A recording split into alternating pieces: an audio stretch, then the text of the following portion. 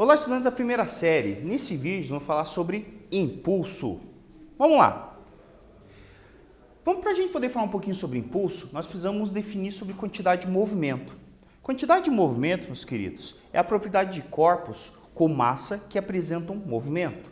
Essa grandeza física, quantidade de movimento, ou também conhecido como momento linear, ele é um produto, ou seja, uma multiplicação entre a massa, representada por m, e o vetor velocidade, representado por v.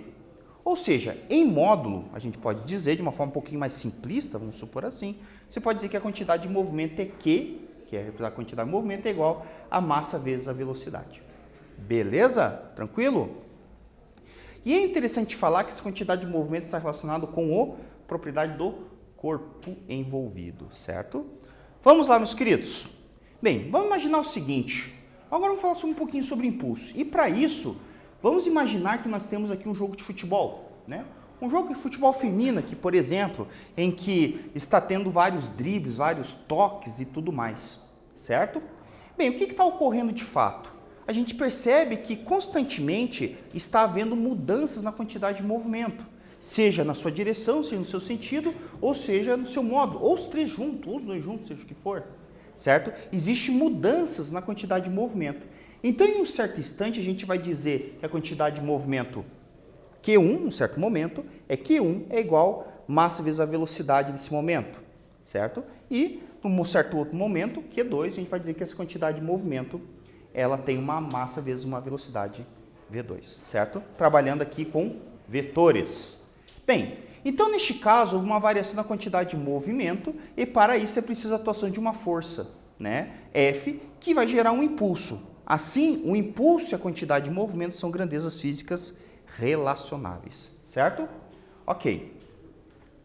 A gente pode dizer que a unidade oficial é Newton por segundo. Por que Newton por segundo? Porque força, certo? A gente pode perceber que força, o impulso, melhor dizendo, é força vezes tempo, ou seja, Newton vezes segundo. Ok? Tranquilo? Beleza. E caso, como é que funciona quando você tem uma força que ela é variável? Como assim? É porque aquela formulazinha impulso é igual a força vezes a variável, aqui no nosso ensino médio, ela é utilizada basicamente quando você tem forças constantes, ou seja, forças que não mudam, certo? Então, com isso, nos limita bastante situações do dia a dia.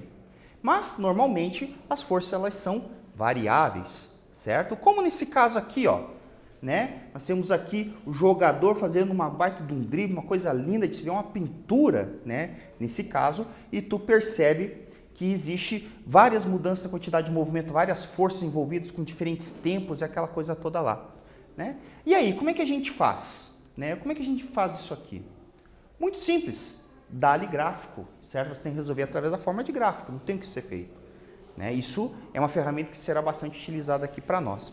Então a gente pode dizer que o impulso ele pode ser determinado através do gráfico da força pelo tempo, mas isso é apenas utilizado quando você tem uma força não constante, certo? Então a gente pode dizer nessa situação que a área do gráfico ele é numericamente igual ao impulso, certo? E com isso você tem força pelo tempo e determinamos a curva que se encontra abaixo.